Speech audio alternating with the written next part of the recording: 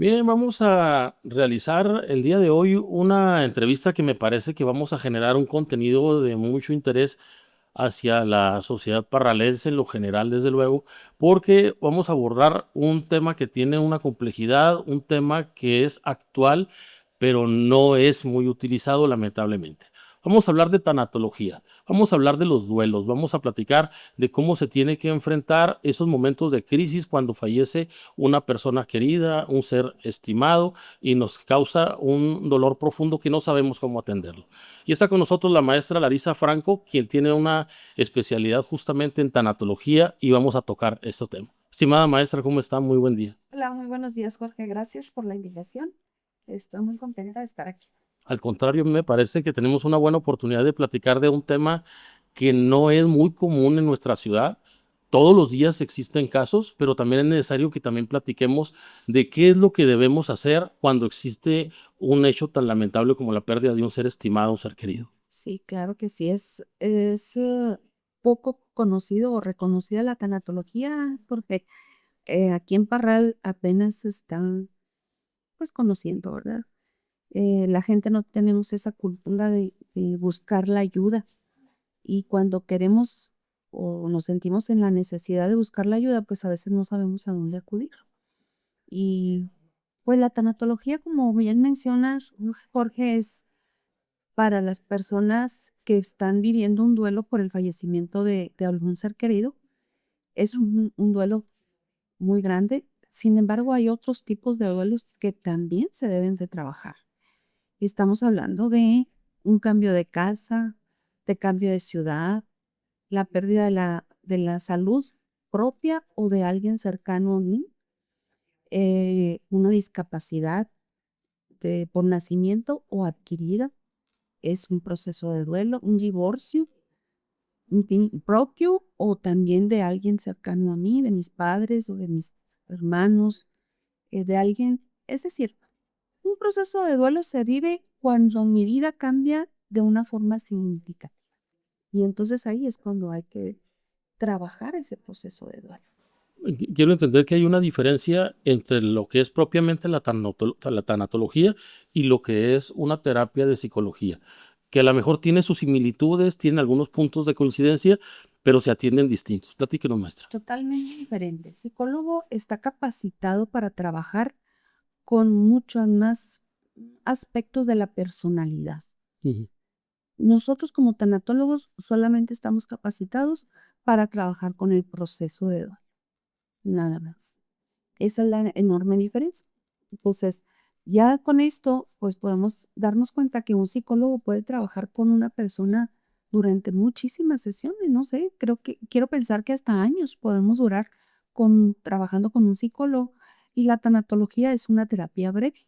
Estamos hablando de 5 o 7 sesiones aproximadamente, dependiendo de la persona, del proceso de duelo que vamos a trabajar y pues de lo que significó para ella. ¿Qué es lo más común en materia de tanatología que llega con ustedes a atender? Porque quiero pensar de que hay duelos, hay lutos que duelen más que otros y obviamente hay algunos más complejos que otros de sanarlos. Esto es muy personal, Jorge. Yo creo que cada quien vive su duelo de forma muy particular y todos los procesos de duelo son importantes. Generalmente la pregunta es, ¿cuál es el duelo que más genera dolor o que más tarda en procesar? Y la mayoría de la gente dice la pérdida de un hijo. Y sí, es muy doloroso la pérdida de un hijo, pero si tú no lo has vivido, no puedes saber. Entonces, tu proceso de duelo, ese es el más doloroso. El mío, sea por muy insignificante que ustedes lo vean, para mí es lo mayor que Es yo he muy grande. vivido. Entonces, no podemos hablar de que este es el mayor o este es el menor. Todos son unos procesos de duelo difíciles para la persona que lo está viviendo. Depende de su personalidad, su forma de haber interactuado con la persona que falleció, el apego que haya tenido con esa persona. Ahorita mencionábamos, Jorge, que por ejemplo, en la pérdida de un papá y son 5 o 6 hermanos, pues son 5 o 6 duelos diferentes los que se viven. Cada hijo va a vivir su duelo de forma diferente porque fue una relación diferente, fue una comunicación diferente. Aunque haya sido el mismo papá y le haya dado las mismas oportunidades a los 5 o 6 hijos, es un proceso personal muy particular. Y me llama la atención lo que nos dice, maestra, porque también definitivamente cambia el rol diario. Porque al momento de fallecer una persona, la actividad normal de una familia se modifica totalmente y hay un proceso de entendimiento, de aprendizaje y al mismo tiempo también de enfrentar las consecuencias que vienen con la pérdida de esta persona. Y a veces no sabemos qué es lo que se tiene que hacer. Es correcto, porque es muy diferente perder a un papá, perder a una mamá, a un hijo, a un esposo, a un amigo, a un vecino. Dolorosos todos, sí, pero es diferente y se procesa de forma diferente.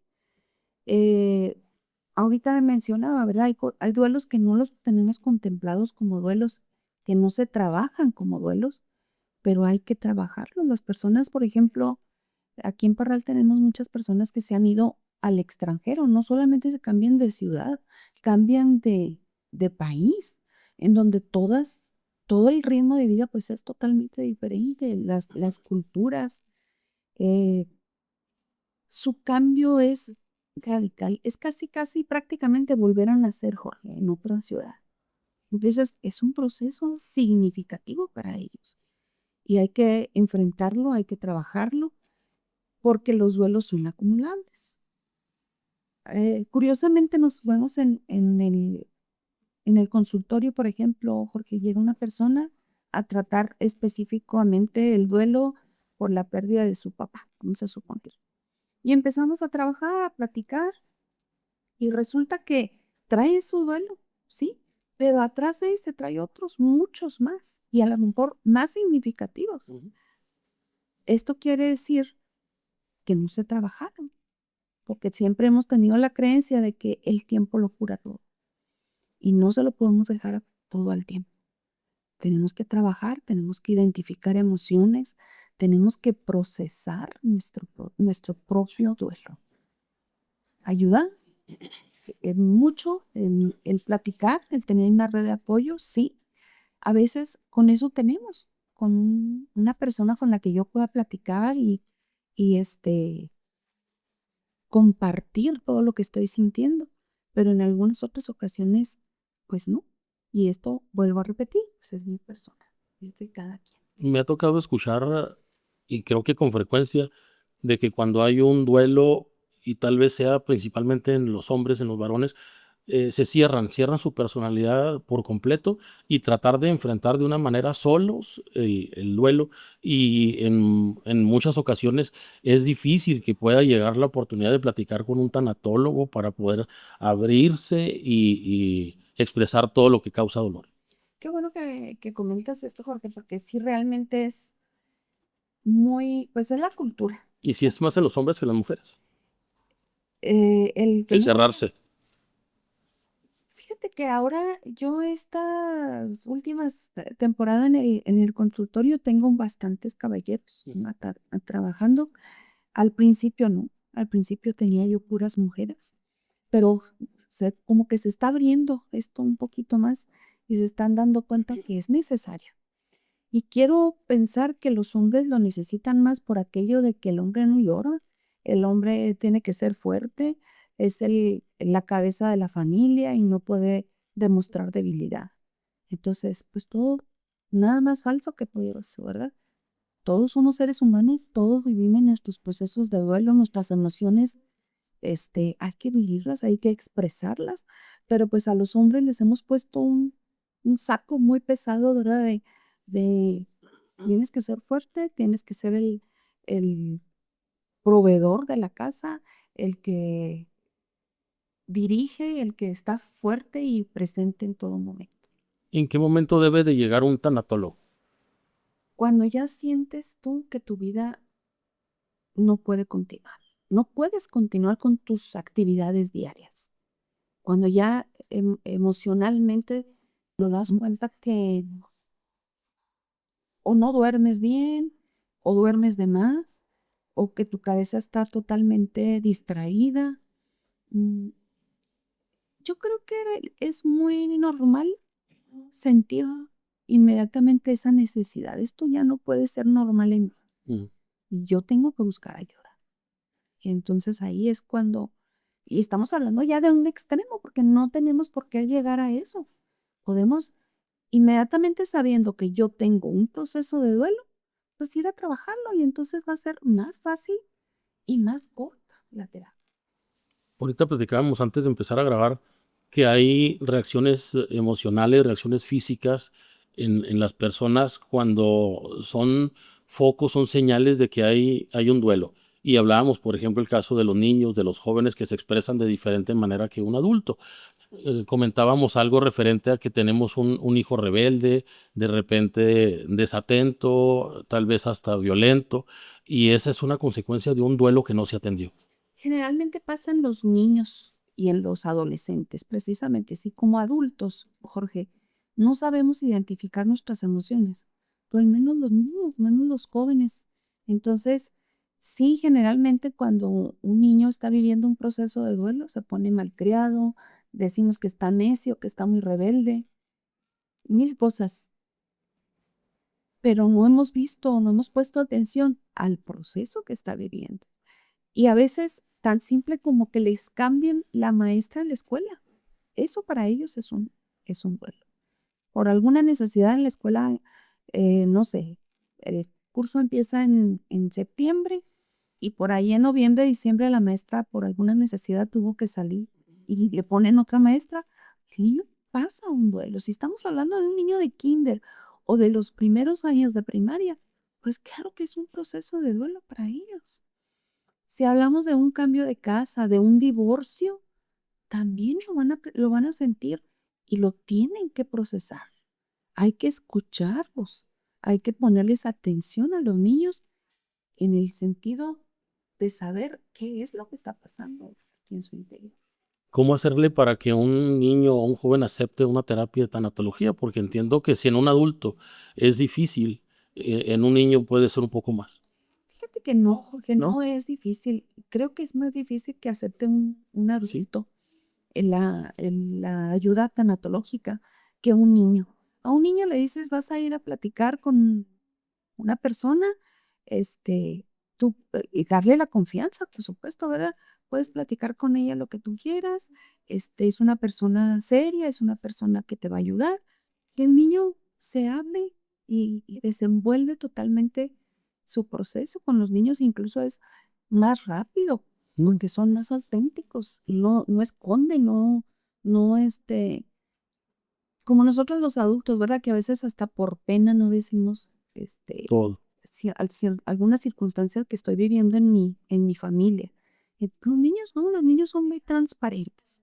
Entonces, creo que los niños, la dificultad no es que acepten la ayuda, más bien es que identifiquen los papás que tiene que ir a una ayuda. Decíamos también que es importante para el proceso de sanación que la plática con el tanatólogo no exista una relación afectiva. Es decir, que mientras el tanatólogo sea totalmente ajeno al entorno familiar, es mucho más eficiente el resultado. Así es, totalmente pues incluso para los psicólogos también, ¿verdad?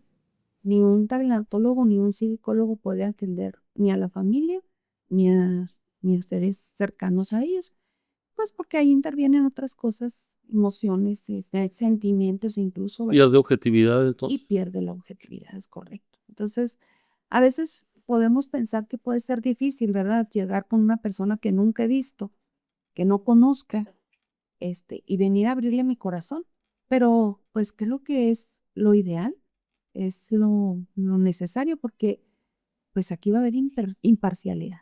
Y si hay que hablar fuerte, hay que hablar fuerte. Platíquenos de la primera sesión. ¿Qué es lo que hace la primera sesión con un tanatólogo? La primera sesión pues es muy importante, ¿verdad? Es el abrir, el darnos a conocer que aquí puede haber, que hay toda la privacidad del mundo, que todo lo que llega aquí, de no va a salir, no va a ser juzgado, este, va a haber comprensión, va a haber entendimiento. Entonces, en la primera sesión, pues es conocer al paciente y el paciente que conozca al tanatólogo. Es abrir un poquito el entorno, conocernos cómo es su vida, además del proceso de duelo, cómo es su vida, cómo es su entorno, a qué se dedica, cuáles son sus pasatiempos, o si no tiene pasatiempos, porque también eso es intervención para el proceso de duelo. Si hay un aislamiento, por ejemplo, hay personas que viven solas y no porque no tengan a alguien quien los acompañe, sino porque ellos viven su vida aislados a toda su familia. No platican, no comparten, a veces ni comen juntos. Entonces, eso es un poquito más, afecta más al proceso de duelo que cuando hay una buena comunicación en la familia o cuando tengo una red de apoyo. Entonces, todo eso es lo que se platica al inicio, la primera sesión, Jorge, si hace alguna actividad física, si tiene alguna reunión de amigos, todas sus actividades. Y obviamente es donde identifican los duelos. Y ahí empezamos a identificar, generalmente vienen por un proceso de duelo, vamos a hablar de, acaba de fallecer mi papá, y empezamos a platicar y salen otros duelos, que la persona no los tenía contemplados ni siquiera como duelo. Pero es ahí donde decíamos ahorita que los duelos son acumulables. Entonces, si vienes a trabajar un duelo y traes otros ahí guardados que no trabajaste, van a salir. Hay que trabajar. Eso puede significar que ese es el origen del por qué hay un comportamiento rebelde, porque hay un resentimiento con un hermano, con el padre, con la mamá, y me parece que es tocar la herida de nueva cuenta. Así es. Por eso también la gente a veces piensa mucho en ir a la ayuda, ¿verdad? Porque ya sabemos que es ir a tocar la herida, es volver a tocar la herida. Entonces, en ese momento hay que hacerles hincapié, ¿verdad? Pues de que sí es necesario tocar la herida. Y como cuando va uno con el doctor, no le puedo decir al doctor, oiga, me duele la mano, pero no me la toque porque me duele mucho. Pues entonces, ¿cómo te voy a atender? Haz de cuenta yo mismo en las emociones, hay que introspectar, hay que tocar la herida para sanarla. Solamente esa es la única manera. Me parece que dentro de todo esto que nos platica maestra viene también un momento de reconocer errores, un momento de pedir perdón, pero también hay ocasiones donde ya no hay tiempo, ya no se puede pedir perdón, ya no se puede hablar algo que dolía porque la persona ya falleció. Y tal vez esas sean algunos de los motivos que le generan más dolor al duelo. Definitivamente un proceso de duelo se ve muy afectado por ese tipo de situaciones, ¿verdad? Por la culpa, por no haber pedido perdón, por no haber, este, pues entablado una última conversación. Sin embargo, siempre hay tiempo, porque siempre hay tiempo para sanar ese tipo de heridas, para buscar la manera de sanarlas. Y si bien es cierto que la persona ya no está, hay maneras, hay estrategias para trabajarlo y que la sanación sea real. Hay que aclarar, ¿verdad? Que el único que sana heridas es Dios. Y claro, Aquí es un proceso nada más en el que estamos dando la apertura para que Dios actúe. pero hay que encontrar las condiciones para que actúe. Hay que encontrar las condiciones, hay que trabajar el proceso del perdón, el proceso de la culpa, que menciono el perdón y la culpa porque son los dos factores que intervienen más abruptamente a un proceso de duelo, es decir, lo entorpecen. Cuando no ha habido perdón, cuando no ha habido una aclaración de ciertos puntos, siempre va a ser más dificultoso el proceso del duelo. Y decíamos también que no hay un plazo. Hay personas que pueden durar toda su vida con un duelo y hay personas que pueden sanar rápidamente. Así es, el proceso de duelo es personal, es individual y cada quien lo va a vivir y lo va a trabajar cuando ella lo sienta necesario. A veces la mamá me habla para concertar una cita al hijo, pero resulta que el hijo no está de acuerdo y lo llevan a fuerza. No, que mira, que sí, que te va a llegar. No, pues así no funciona, definitivamente no funciona. Tiene que ser voluntario Tiene que ser obligadamente. voluntario, porque si haya mucha, el gusto por ayudar a mi hijo, a mi hermana, a mi amiga, a la vecina, por mucho que yo tenga la, pues las ganas de ayudar, si ella no está dispuesta, no va a suceder, no va a suceder nada. Y podrá ir a la primera sesión, pero va a dejar de asistir porque no está convencida y no está preparada para trabajar su proceso de duelo. Hay ocasiones que será necesario que para sanar a una persona tenga que intervenir con la demás familia. Es decir, que el dolor que le genera a una persona específica puede estarlo generando Sí, una inconformidad con un hijo, con el claro. papá, con un tío, y también a él habrá que hablarle para tener la terapia. Vuelvo a decir, vuelvo a repetir, ¿verdad? Si lo acepta, sí. Sí, claro. Si no lo acepta, Pero sigo, si hay voluntad, si hay voluntad, sí, pero sí, sí, claro, hay ciertas cosas, ciertas problemáticas familiares que llevan a un proceso de duelo y se trabaja con la persona que está en la atención. Yo no puedo trabajar con la familia por medio de la persona que ve. Entonces, es la persona que asiste a la terapia, es con la que podamos trabajar.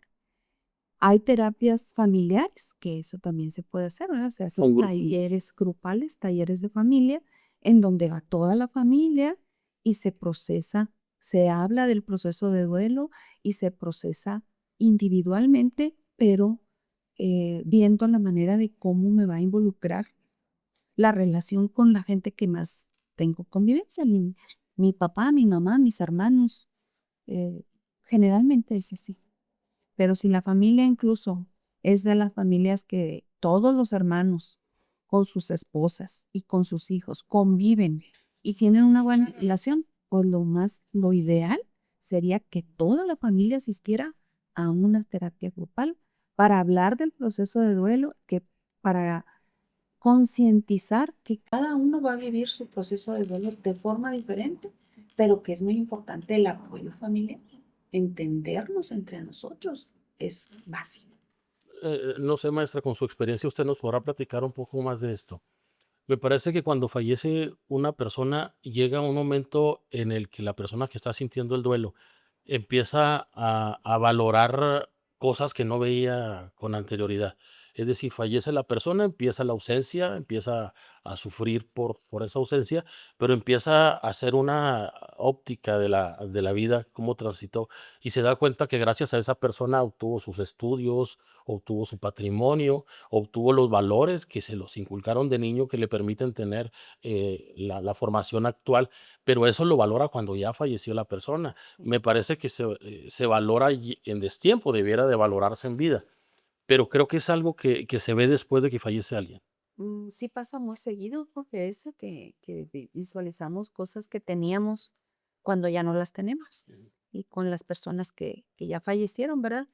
Es por eso la tanatología, si lo buscamos en Google, nos va a decir que es el estudio de la muerte. Pero en realidad, a la muerte, ¿qué le podemos estudiar? Pues en realidad no. Entonces, más bien es el estudio, sí, de la muerte, pero incluyendo la vida. Y entonces, por eso, algo muy recomendable en tanatología es vive despedido.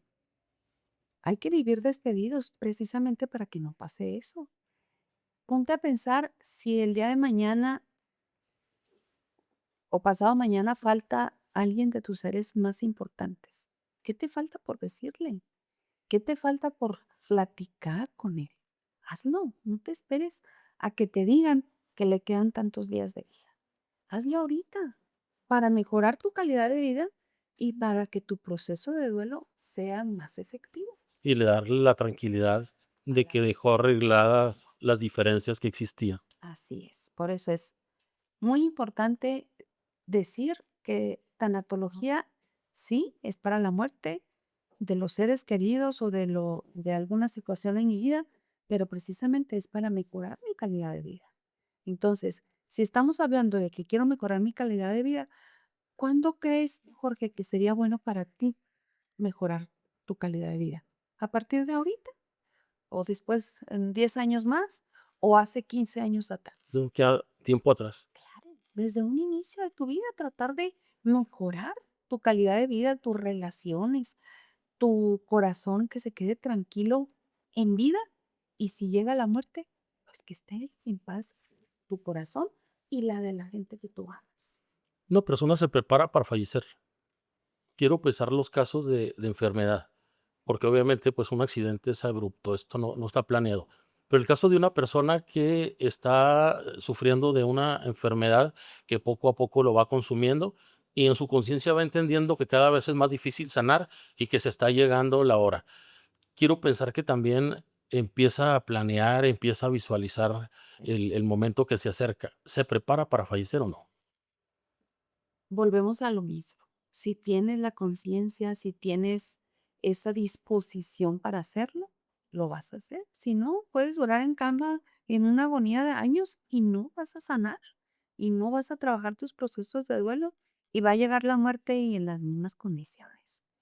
Aquí sería importante también, siempre decimos que la mejor muerte es cuando fallecen de un paro cardíaco, ¿verdad?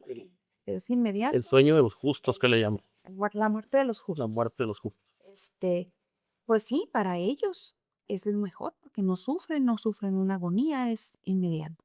Pero para los que nos quedamos, esa muerte es más dolorosa, ¿Por qué, maestro? precisamente porque es sorpresiva, porque no lo esperábamos y porque si no vivo despedido, no le dije, le hubiera hecho, le hubiera dicho, lo hubiera llevado, lo hubiera, ahí nos queda eso. Diga, maestra, pero hay veces que no le dice ni lo básico. No le dice que lo quiere, no le dice que lo aprecia, que lo Gracias. extraña, el gracias, no se lo dice. Y eso empieza a doler cuando ya no lo tiene. Así es. Por eso hablamos de vivir despedidos. Hago mucho hincapié en vivir despedidos, porque no es la edad, Jorge. Nos hemos dado cuenta que yo creo que todos tenemos algún familiar muy joven que ha muerto, esperando que pues me falleciera, o que me fuera yo primero que esa persona tampoco. Pues obvio que la muerte no respeta ni edad, ni etapa de la vida, ni ni condición social, nada. Llega, que tiene que llegar. Ahorita hablábamos de una persona con alguna enfermedad que, pues, el proceso nos va más o menos preparando tanto a los familiares como en la persona misma, nos va, pues, haciendo pensar que, pues, puede suceder. Y entonces, eso puede ayudar, no siempre, pero puede ayudar a decir: "Voy a despedirme, voy a decir todo lo que me falta decir, voy a pedir perdón, voy a agradecer", y eso nos puede ayudar. Sin embargo, no en todas las ocasiones se da, tristemente, no en todas las ocasiones se da. Incluso también la persona que sabe que va a llegar el momento en poco tiempo, empieza a decir: Me gustaría un funeral de ese sentido, me gustaría que se arreglaran estas cosas". En el mejor de los casos, Jorge, Sí, no siempre sucede, desde luego. porque mucha gente, por ejemplo, vamos a hablar de que yo les digo a mis hijas: "Oye, cuando yo me muera, quiero que esto". No, no, no, no, no, ni No, digas, cállate, no digas eso. o sea, un rechazo. Eso hay que hablarlo y está padre, creo yo, porque, por ejemplo, este, elegir lo que quieras que te pongan en tu funeral. Eh, ¿Qué quieres que haya en tu funeral? ¿A poco no sería bonito eso? Yo creo que es algo que debíamos No de es hacer. fácil. No es fácil, nada fácil, pero yo creo que es algo que debiéramos de hacer como algo natural, porque yo quisiera saber si hay alguien aquí que está seguro que no va a morir. No, todos vamos para allá. Me parece que la religión tiene mucho que ver también con todo esto. Sí.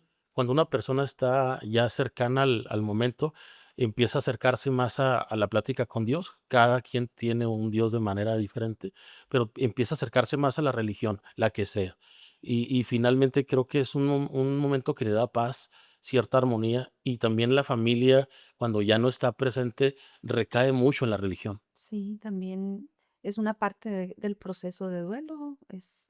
Le llamamos a la etapa de negociación, Jorge, donde ¿Qué se negocia, maestro? empezamos a negociar precisamente puede ser conmigo mismo, puede ser con mi Dios, con la familia.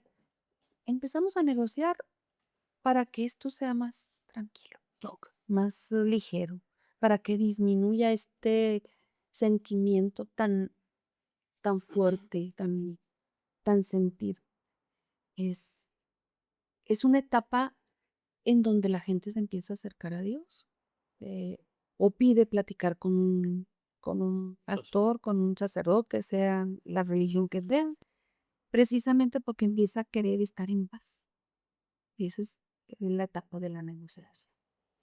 y maestra, hemos estado tocando casos, llamémosle de alguna manera, más comunes, por decir algo.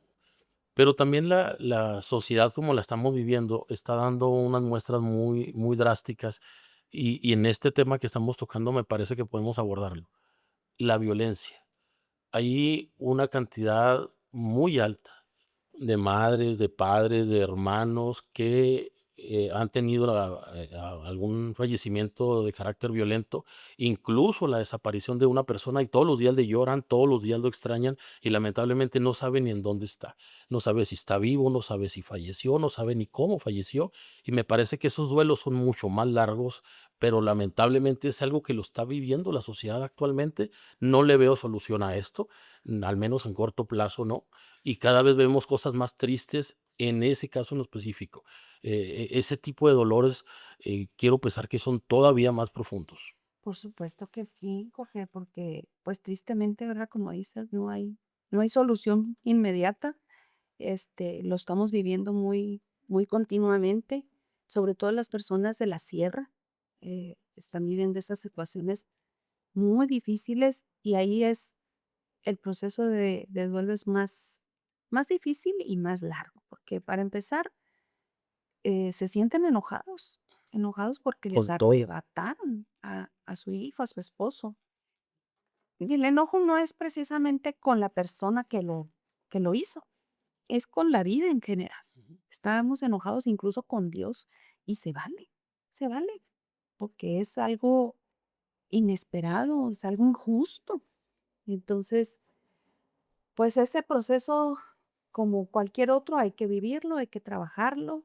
Sí es más difícil, sí es más prolongado, sobre todo cuando la persona no está localizada. Y pues siempre queda la esperanza, ¿verdad? De que regrese, de que vuelva, de que lo encuentren. Y es vivir en una incertidumbre con duelo es tremendo, muy triste. No me puedo imaginar cuáles son las palabras de aliento para un caso de ese tipo, Palabras de aliento no hay para ningún tipo de para ningún tipo. proceso. No hay una palabra que digas tú, esta le va a hacer sentir bien a la persona. No lo hay. Aquí es estar, hacer presencia, escuchar, dar cariño, dar contención, ayudar con los quehaceres, porque la vida sigue. Quisiéramos que se detuviera la vida, ¿verdad? Pero la vida sigue, entonces hay cosas que tengo que hacer y que no tengo la fuerza para hacerla en medio de mi dolor. Cosas tan simples como ir al mandado. Ya no hablo de algo más, de ir al mandado, de hacerle comida a mis hijos. Cosas tan simples, que no podemos hacer. Bueno, ahí podemos apoyar la gente que quiere y que está cercana a esas personas. Esa es una manera de apoyar, más que decir cuánto lo siento. Mucho más. Si no hay palabras de aliento, entonces es tener presencia. Nada más presencia, escucha, estar pendientes de ellos, de sus necesidades. Y además, maestra, creo que la vida como la estamos viviendo ahorita está cambiando y nos ha quitado sensibilidad. Voy a esto. Ahora el mensaje por WhatsApp es lo común para decirle a una persona que lo siente mucho por una pérdida. Yo eso lo veo muy frío, no le veo la calidad que debe de tener a un abrazo, a una muestra Claro. más cercana. Digo, no le quito mérito, desde luego, a ese acto de voluntad, pero me parece que ya actualmente ya, se hace común que en redes sociales se den, Las las condolencias. condolencias, pero no nomás, en el duelo, ya se usa en todo, ¿no? El feliz cumpleaños lo dice uno ahora Sí, por el Facebook o por el WhatsApp, y ya se quitó la calidez que se tenía. Pero el tema que estamos abordando, me parece que sí es importante que la misma familia se haga presente, que el mismo círculo amistoso. Es difícil, desde luego. No es fácil ni para quien está sufriendo el duelo, ni sí. para el entorno familiar o laboral acercarse, porque no sabe uno ni cómo hacerlo. No sabemos ni qué decir ni cómo actuar. Tiene toda la razón. Sí, y tal vez hasta las ausencias se notan más en esos momentos. Sí. Pero también hay que visualizar que la gente, pues no estamos acostumbrados, no sabemos exactamente. Incluso lo primero que decimos es, ya no llores, te va a hacer daño. Pues claro que tiene que llorar, ¿cómo no va a llorar? Le haría más daño no llorar. Mm. Entonces, ¿por qué decimos eso? Porque no sabemos qué hacer con las lágrimas, porque no sabemos qué hacer con el dolor ajeno. Es por eso que es más para mí, el no llores es más para mí que para ella. Entonces, estar presente, estar en sus necesidades, tampoco decirle, si me necesitas, llámame, porque no es cierto, no te va a llamar. No lo va a hacer. Entonces, mejor tú, llama. Oye, estoy aquí afuera de tu casa, se te ofrece algo, te traigo, eh, te abrazo, como dices, porque eh, un mensaje, bueno, pues cuando estás a la distancia, Se pudiera, entiende, ¿verdad? pudiera ser este, más aceptable, ¿verdad? Pero si tú puedes ir a dar un abrazo, pues qué mejor. Me parece que las lágrimas significan algo importante en todas las vidas. Lloramos cuando nacemos, lloramos cuando fallecemos, lloramos cuando nace un niño, Hay alegría cuando cuando hay creces. alegría. Solamente las lágrimas llegan en momentos que marcan la vida de una persona. Sí, sí es cierto eso. Nada más en esos momentos. Entonces, ¿por qué decir no llorar? Y me parece, maestra, que en un ciclo de vida deben de ser unos 4 o 5 momentos nada más en los que una persona llora. O sea, no es cotidiano, No es tan normal. no es tan normal que una persona llore, y más en una Si mujer que en hablamos, un hombre, ¿no? si hablamos de un hombre, llora menos el hombre. Llora menos el hombre. Si hablamos de un hombre, porque volvemos a la cultura, ¿verdad? Lo que les han enseñado, no llores, los niños no lloran, pareces niña, nada más absurdo que eso. Todos tenemos emociones, todos debemos, expresar nuestras emociones. Y además ir con el tanatólogo se vale llorar. Pues es el lugar más seguro para llorar. Ahí en la terapia es el lugar más seguro para expresar todas sus emociones, no solamente el llanto, su enojo, su miedo, porque los miedos llegan también en el proceso de duelo. Y es ahí muy importante porque las emociones las confundimos y las expresamos equivocadamente. Es muy común, sobre todo en los hombres, que el miedo lo confundan con enojo y tienen miedo y expresan enojo. Entonces, ahí también es importante porque es parte del proceso de duelo, es identificar tus emociones. Una reacción física del cuerpo puede ser la ansiedad, Sí. y eso se trata de una manera alternativa, ¿o cómo lo atienden? La ansiedad tiene muchos motivos por los cuales puedas llegar a la ansiedad. En tanatología, cuando se vive un proceso de duelo, la ansiedad es por acumulación de emociones Mm, que no expresas. Y entendiéndolo así, ansiedad es exceso de futuro. Estoy pensando en lo que ya va a pasar o lo que ya quiero que pase. La depresión es exceso de pasado. Es todo lo que traigo aquí y cargando y pueden ser las 2 y juntas. pueden ser las dos cosas. Entonces, el presente es el que hay que vivir, porque es el único que tengo. Vivir mi presente. Y ahí vuelvo a hacer hincapié, ¿verdad? Viviendo mi presente, voy a vivir despedido, precisamente, para mi tranquilidad y la de mis seres queridos. Vivir el presente, el pasado, no lo puedo modificar. Si me gustó mucho, no me puedo regresar a volverlo a vivir. Si no me gustó, tampoco me puedo regresar a modificarlo. El futuro, pues yo lo planeo, pero no está comprado. Sí, claro. No sé si va a llegar y si llega, no sé en qué condiciones va a llegar. Entonces, vivamos el presente Vivir el día de hoy. de la mejor manera posible. Una persona que está enfrentando un duelo y quiere platicar con la maestra Larisa Franco para una terapia de tanatología, ¿qué tiene que hacer?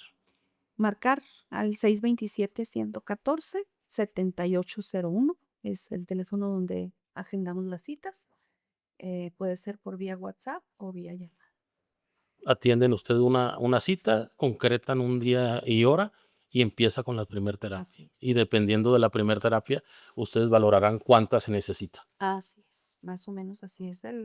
La terapia es una vez a la semana durante las sesiones que sean necesarias. Estamos en el Centro Juvenil Parralense y ahí los podremos atender. Y me parece que sí es importante reiterar que es necesario. Es muy útil para la persona que quiere recuperar su tranquilidad, que quiere recuperar su paz interior, que llegue a las terapias de tanatología. Sí, sí, son muy importantes y yo pienso que todo el mundo necesitamos una terapia de tanatología. Todo mundo, independientemente de los procesos de duelo que haya vivido, incluso aquellas personas que me digan, no, no, no, yo no he vivido ningún proceso de, pues no, es erróneo. Toda nuestra vida está llena de duelos. Toda nuestra vida está llena de duelos. Entonces, yo creo que a cualquier persona nos ayudaría mucho una platicada con tanatología. Pero en una sociedad como la que vivimos en Parral, porque finalmente nos falta mucha cultura para atender terapias con psicólogos, terapia con tanatólogo, me parece que es importante sí difundirlo. Y voy a otro punto. Simplemente cuando tenemos a un joven que está buscando la ruta de qué es lo que quiere estudiar y queremos que vaya con el psicólogo para que le hable de una orientación vocacional y pensamos que le estamos haciendo un daño, cuando realmente el psicólogo va a escuchar, va a conocer al joven y va a encontrar cuáles son las habilidades que tiene para que sus estudios sean más eficientes. Y le va a abrir su mente para ver, visualizar Pero que no estamos acostumbrados a eso. tristemente no tenemos esa cultura. Y si no tenemos la cultura de ir con un psicólogo para atender una orientación vocacional, que me parece que es algo que no es comparable con un duelo, no estamos listos entonces para ir con un tanatólogo. Menos, mucho menos para ir con un tanatólogo, es correcto, Jorge. Pero hay que hacer conciencia de que, pues, como necesitamos un fontanero en la casa, como necesitamos Carpintero, carpintero, etcétera, hay que trabajarnos nuestra mente, nuestras emociones, hay que trabajar nuestra salud mental. me parece que una buena terapia no tiene precio. Me parece que el resultado que se logra al acudir a estas terapias no se pagan con nada. La verdad es que es un antes y un después, Jorge. Yo me encantaría poder tomarles una foto a las personas que llegan y luego cuando se van, porque su rostro, su expresión corporal es totalmente diferente. Obviamente no lo hago, ¿verdad? Por privacidad y por no intrometerme demasiado, pero si lo pudiera hacer, ellos mismos podrían ver esa diferencia en lo físico. Pues ya está de más decir cómo estaríamos por dentro. ¿Cómo le hace, maestra, para no casarse con ese tipo de situaciones? Porque no lo veo tan cómodo, tan fácil, de que llego con usted, le platico todo mi problemática, una densidad, cantidad de emociones, y que a usted no le afecte. Pues para eso estudié, Jorge, precisamente para poderlos atender libre de todo eso.